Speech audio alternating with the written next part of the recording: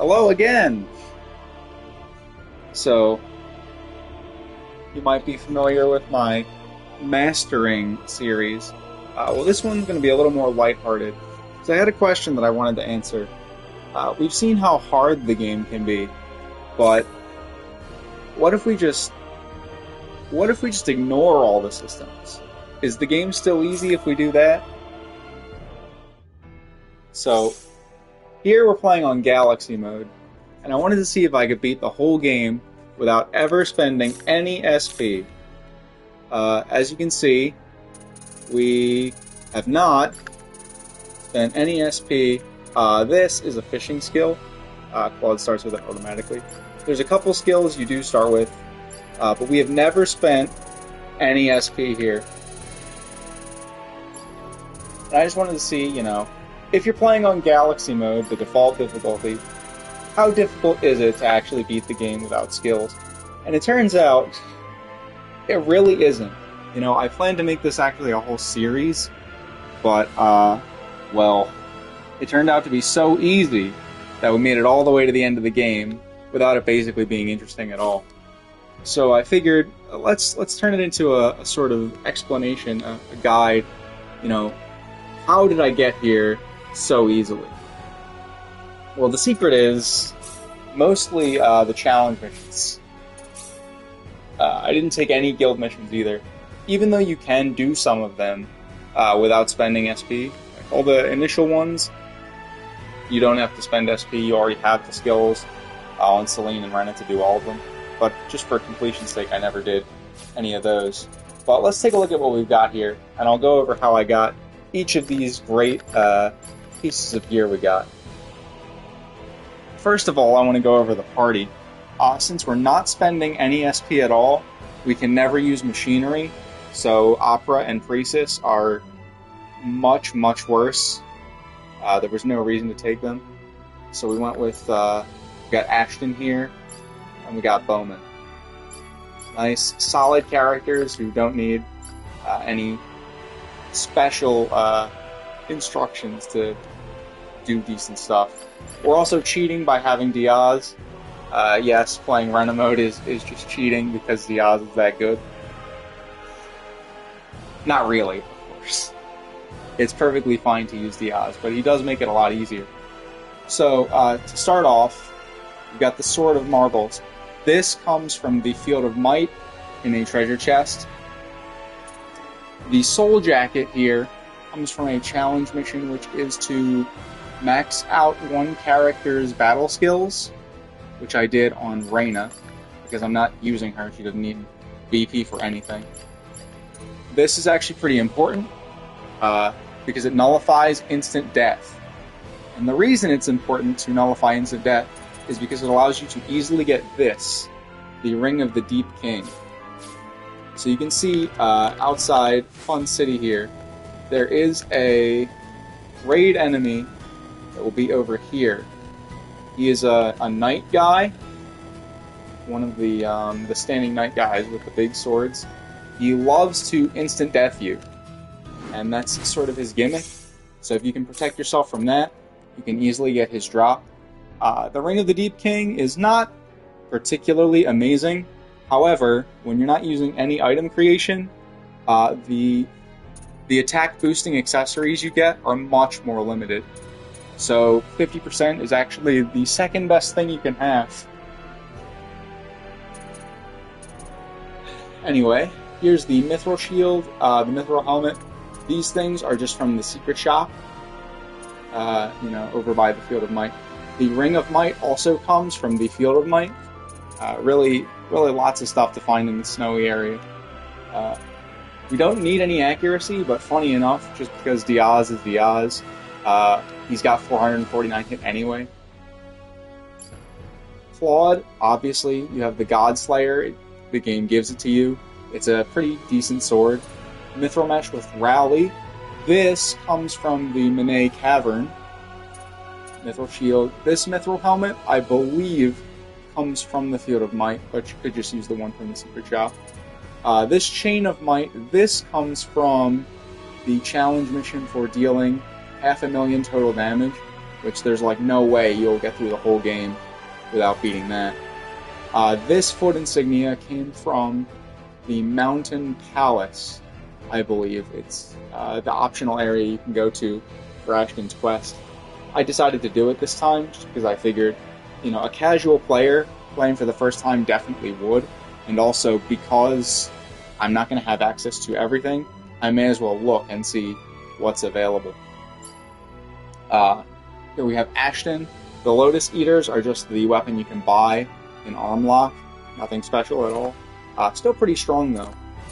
Mithril Mesh, that's from the secret shop. This Soul Shield comes from the group battle, one of them.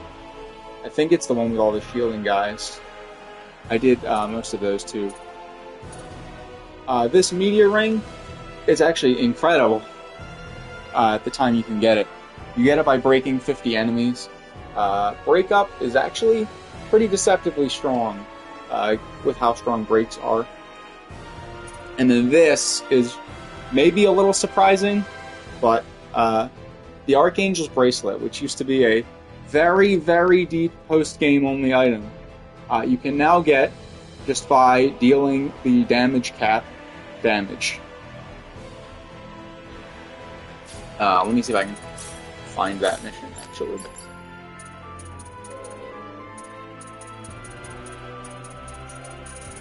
That'll be at the bottom. That's right. Yeah. Deal 99,999 damage with a single attack. So the secret to doing this very early is actually Mr. Diaz here. He has a particular skill, Chaos Sword. It inflicts the damage you take as additional damage on your attack. And this can actually go over the damage cap. So what you do is when you're on the boat headed to Aluria and Shin kills you with the phone wind, if you have a piece of gear with narrow escape on it, which you can you can see I have it on bonus. This Gauntlet of Air you can get from a challenge mission. I forget which one it is. You can briefly check. I believe defeat 20 enemy leaders. Yeah, this is not very difficult. So you get the narrow escape factor from that, and then you can use Chaos Sword when Shin hits you for 99,000 damage with the phone wind to kill you. Diaz will live, and then you hit him with Chaos Sword. It will deal over 100,000 damage. And you can get the Archangel's Bracelet right there without any other prep. It doesn't matter what your equipment is, because he does that much damage. Chaos Sword will just add it right back. I want to give a shout out to Death Zero, actually. He's the one who figured out you could do that. There was a post a long time ago on Reddit that was like, I got this somehow from the boat fight, but I have no idea how I did it. And I had theorized that it was the revenge factor, which has the same effect as Chaos Sword. It's just like a percentage chance. But this is actually really consistent. That said, the Archangel's Bracelet isn't incredible in this version, just because the damage cap is higher and moves are so much stronger. But when we're working with this, you know, no item crafting at all, it's actually pretty dang good. Anyway, where was I? Yeah, Ashton's equipment. I have the Meteor Ring on Ashton, because Diaz is kitted out for damage. As I'm controlling him, I'll be most effective, certainly, dealing damage. So I have Ashton, the other primary breaker, with the breakup. His piercing blades do a lot of break damage. Point blank. It's actually crazy. Anyway, that comes from the mission breaking 50 enemies. You'll get that no problem. And then Bowman here. The Sorcerer's Knuckles here, they come from one of the group battles in Fun City as well. Mithril Mesh. Gauntlet of Air here. Right, he has it equipped. Already talked about that. Here, this Aqua Ring, it has full bonus on it. This comes from the unique spot that's in L'Aqua. So you just walk into the aquarium and you get it. And then this foot insignia, this comes from the mission for using 100 assault actions, which you definitely will have. These two factors are great support factors. They help the whole party. You just get more assault actions and your formations are stronger. There's obviously better accessories you can wear to have these if you can make whatever you want. But we don't have that luxury, so I'm thankful the game gives them to us. Ooh. Oh boy, that was a lot. But yeah, so there's actually basically just enough good stuff you can get to make a reasonable party. And then for our formation, what I have here right now, because we're about to go into final, and the 3 wise man fight really sucks, I've got nullified status elements. Usually, you would just want to be strong. You go with Tri-Shift 2 for extra attack power. Is there anything else I need to cover? Just for fun, you can see I have unlocked some of these. This comes from Celine. Rena has this. Bowman starts with this. Celine starts with this. Chisato starts with this. What I didn't actually realize was that Welsh starts with level 7 scouting, which is great, but I still didn't use it. This game is really, really annoying when you can't scout. So you have the regular encounter rate, when you don't have bodyguard to protect you, when you don't have bunny call. All these quality of life things that in my guide I say basically get these instantly. Not having them is very annoying. Sorry, I'm rambling again. What else do we need to look at? For my assault formation, I have Chisato and Welsh. I literally just recruited Welsh because you can do a PA right after getting her that gives you 50,000 full. At the time, I needed money. Rapid Flick is a pretty strong break attack, but I didn't feel like using Welsh again, so I already did that in the Mastery guide.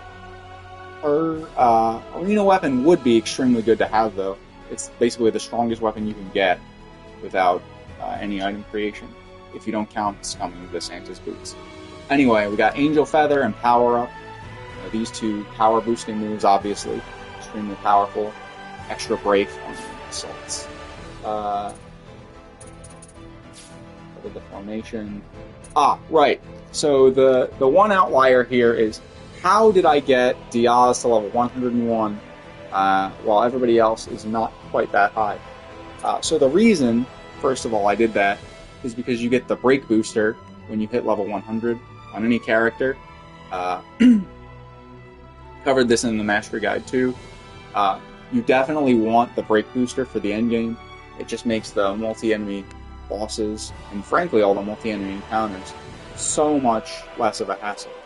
Anyway, how I did this without actually using item creation, there's an amoeba suit that you can get in Central City. It's the fountain in the square. You just inspect it. That's where you can get that. And then outside the secret shop, there are experience cards just sitting in a chest.